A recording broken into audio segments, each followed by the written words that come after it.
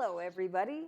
If you're like me, and I'm sure many of you are often looking for some sort of special gift for someone that's hard to buy for. So I was fortunate enough to find my guest online at the very right time, at the Christmas time, to find something for somebody special that was different. So I would like to introduce you all to my new friend, Jeff Bilkey. Now, Jeff, you have a very interesting product. Jeff makes landscapes that are different, and we're going to show you pictures of all these beautiful creations that you've done. Thank you. They're so imaginative. But what I'd really like to know is, where did this idea come from? I started off with pieces of driftwood, just like a lot of people down east. But there's not a lot of driftwood you can get from Ontario. That's where this all started.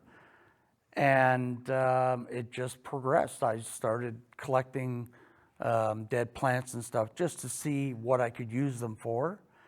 And it's progressed up to now I know how to make trees that they're not real. Well, they're real, but they're dead. They're just repainted. So there's so much stuff in the forest and everything else that you can create anything you want. Right. So you're using nature to make nature landscapes. Correct. So now I want to get back to this whole idea of painting these little trees. Now, you were telling me earlier, before we started recording, about hydrangeas. And you make trees from hydrangeas. Correct. So what's the process? Like, they get dried out, I assume. Yeah, wait till the end of the season. They've still got petals on them. So I'll go and I'll cut them from the tree, like trimming or, and I dry them out. I take the petals off and I paint them by hand. Wow. So they look like trees. And it took a long time to find the exact plant that I could use in that type of situation. So how long does it take you to paint a tree? Probably about 15 minutes. Wow. Yep. And now how do you keep it rigid? Does the paint do that? No. Sometimes what I do, I use, I can't remember what it's called now, but it's sort of like a varathane. Just like they're always very brittle, or not brittle, but what's another word? Anyway, they're you don't want to start trying to crush them and stuff like that because they're going to disappear. Right. So they are very brittle, but they make really, really nice trees and landscapes wherever you want to put them. Well, I think they're great. I love all your stuff, by the way. Thank you. Now, you don't only make landscapes, you make little gnomes, little cottages, little houses. I hear you're working on a boat. I think that probably you're one of those people that find, somebody asks you if you can make something in particular, you take up that challenge. And it's probably, very fulfilling to be able to be creative and to produce something as well at the same time. It's nice because by the time you create that and you go to the person's house to deliver it or whatever, and you see just the look, and it's like, wow, somebody actually likes what I do.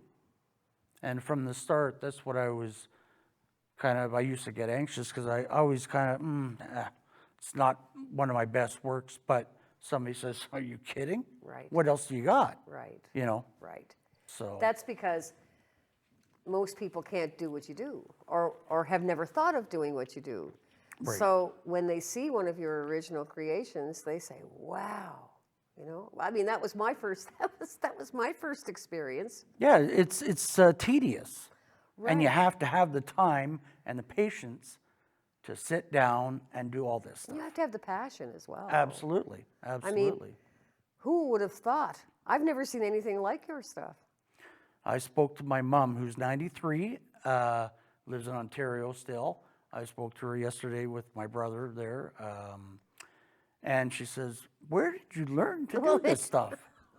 And I said, I've always been, it's almost like an adult ADHD. I want to do something. I want to continue. Yeah.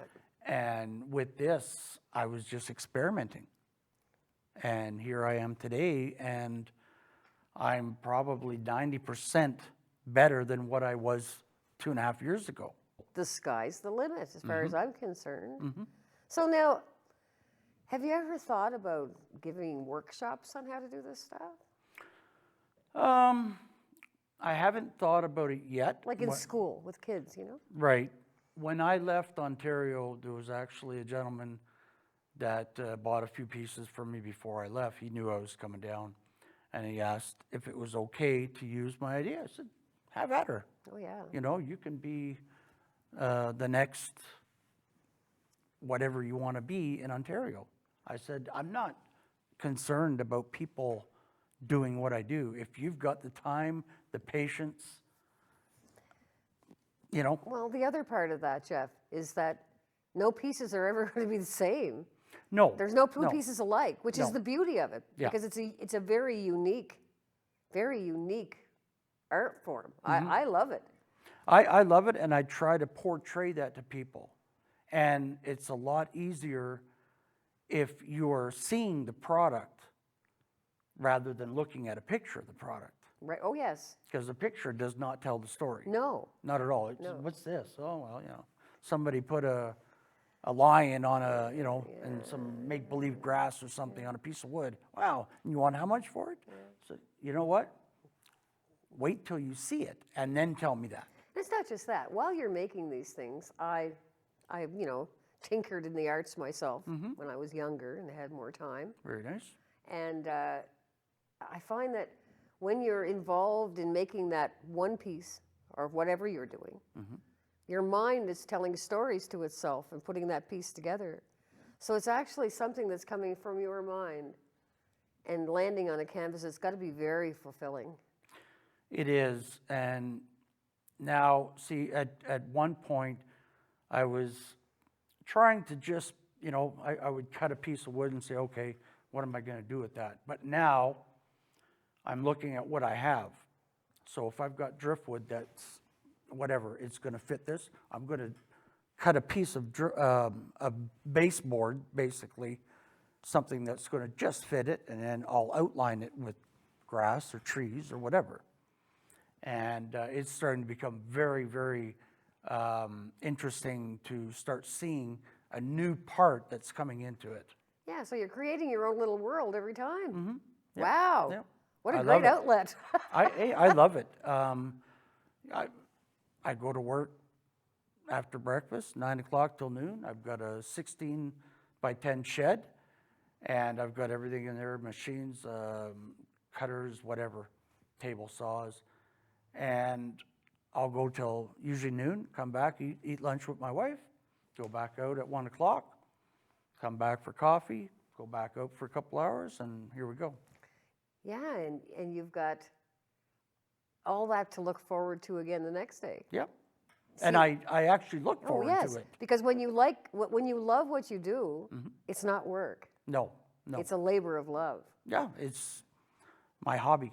Yeah, it's your hobby, but you know what? It's so great and cool that you could share it with other people. Oh, I love it. And like I said, I love it when I see the customer and, wow, you got to be kidding me.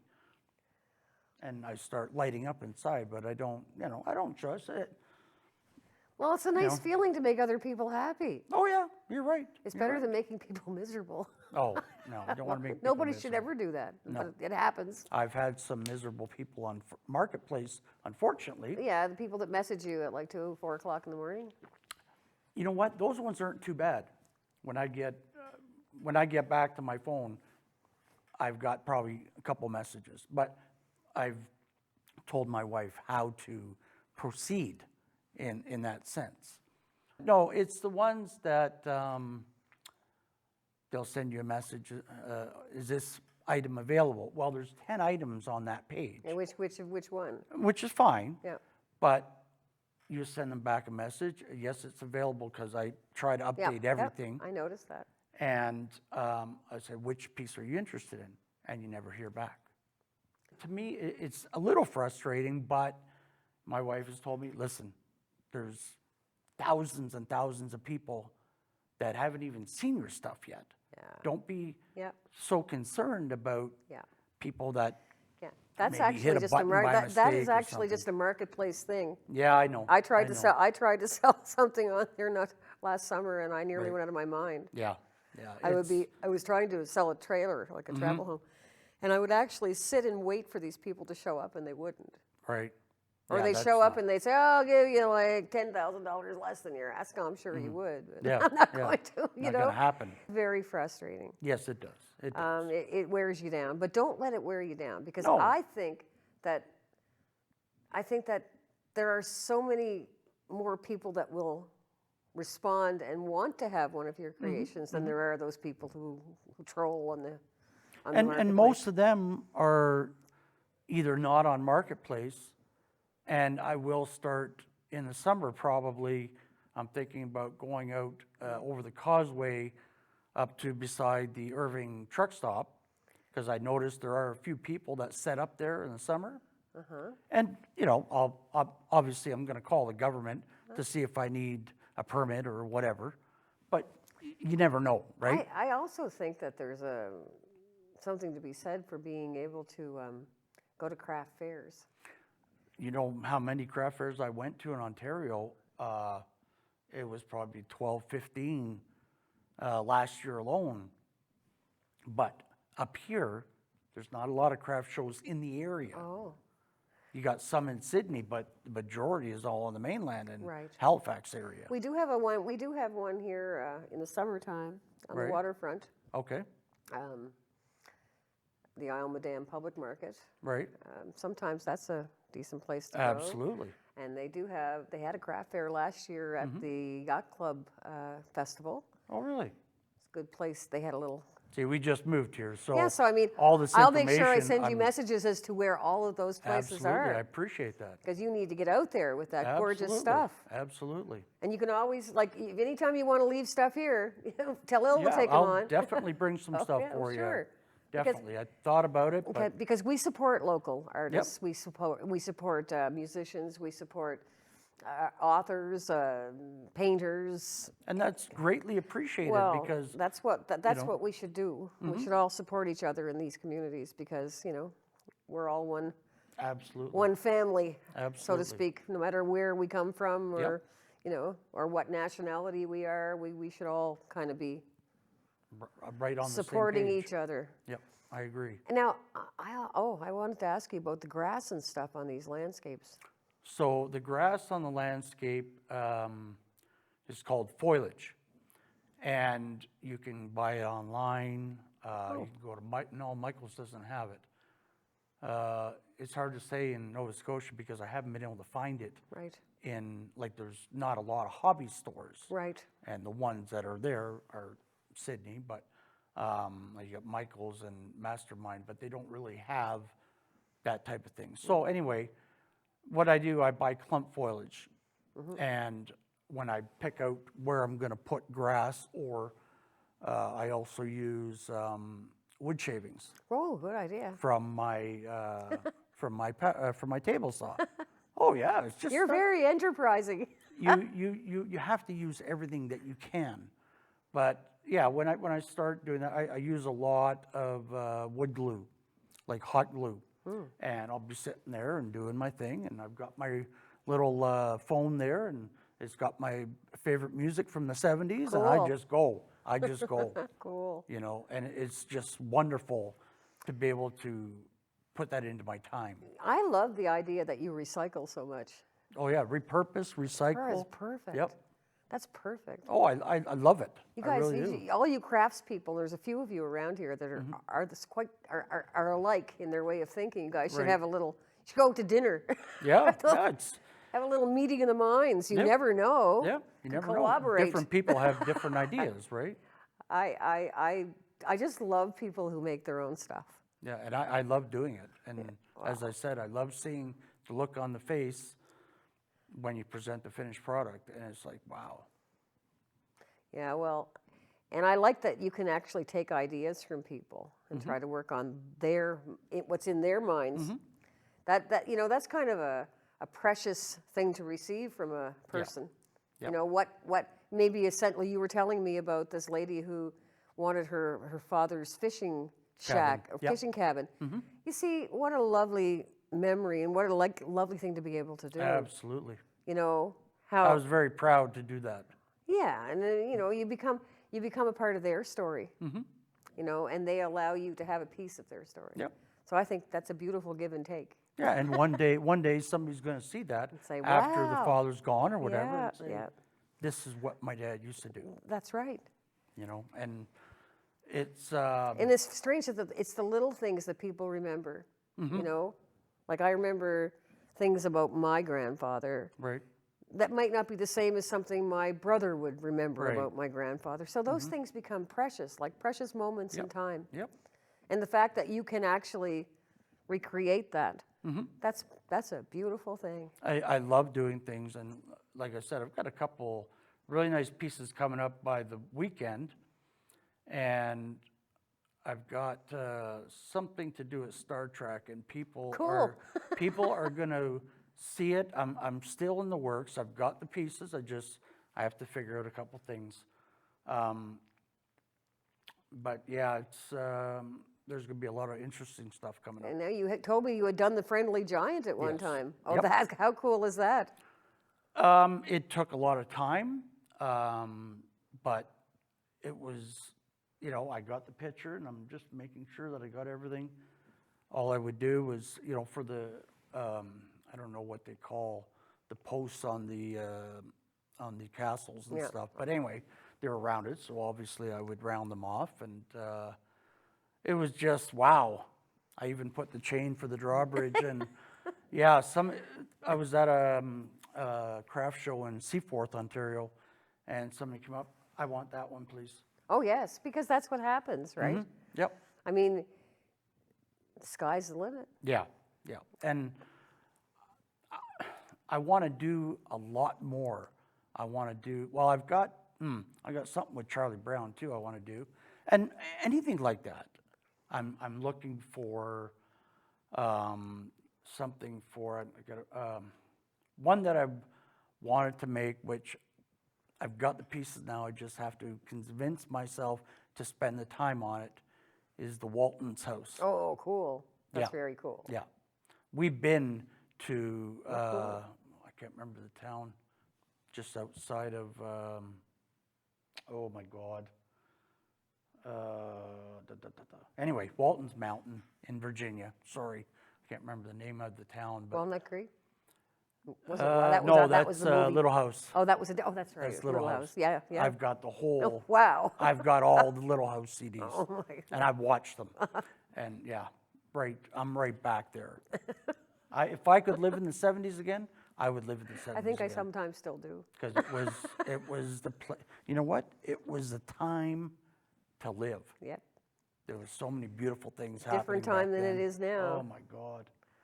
I tell you. I can only hope it'll get back there, though, in some different way, like kind of. You know what? I feel it on the island. I really do. Yeah. And that's why I think I convinced my wife that this is where we're going to lay our roots. We're getting older. Yeah. I'm 60 years old, but you know what? I'm going to get things done. And I'd like to make a name for JB's Adventurous Crafts. So, you know. I think you're going to. Yeah. I think you're going to. Yes, it's been fun, and I'll continue until I can't continue anymore. Well, you know, just the idea that you can get up every morning, take plants, And have ideas. and have ideas and Ideas what to are do. just I think that all is over so the place. terrific. And by the way, any people that have these hydrangeas yeah. could easily get in touch with you and say, hey, you know, it's the end of the season. I can cut your can cut your trees, no problem. Yeah. I'm not going to kill it No, because no. the way Yeah. I did it last year when we moved here in May, there was trees, hydrangea bush in front, so I cut all those, and I got really nice ones this year, and they're big. And the bigger the better, because some of the figurines and stuff I get, I try as best as I can with scale. I understand, yeah. You know, if you don't have scale, it doesn't look right. No. You've got to make it look like this is what I want it to look like. I like your elephants. I've sold, oh my God, probably 12 or 13 different elephant scenes. Bald eagles is probably closer to 30, 35. Yeah, they're popular. They go quite a bit up here. Very popular. Yeah, they sell a lot. Wolves are big right now. Bears, anything like that. People just seem to take it from where they live. Well, and you're also looking at a little scene that, you know, you see the animal in its habitat. Mm-hmm. And it's almost like sharing a moment with them of silence in the forest. Yeah. Which I think is pretty darn cool. Well, yeah, because you're building. Yeah. You're building where they are. Right. It's. And I love the forest. I love the trees. We've traveled to California and seen all the national parks there, and you're just in awe. Yeah. So that even encourages me more to start building stuff like that. I'd love to build sequoia trees, but I don't know. I'd have to have quite a big hydrangea flower. Yeah. Or maybe you never know. You may find something different. Yeah. As well. Yeah, you never know. Because you obviously have that curiosity. Well, you have to gather things. Yep. I'm a gatherer. Mm-hmm. I think that's a better kind of word to explain the way I get all my stuff. And like I said, most of the stuff that I get is free. Mm-hmm. But the work that goes into it. Exactly. Hours and hours and hours. And just the mentality of thinking what you're going to do with this piece. Yeah. How can I make this so attractive? And a lot of times I don't even want to sell them. I don't want that one to go. But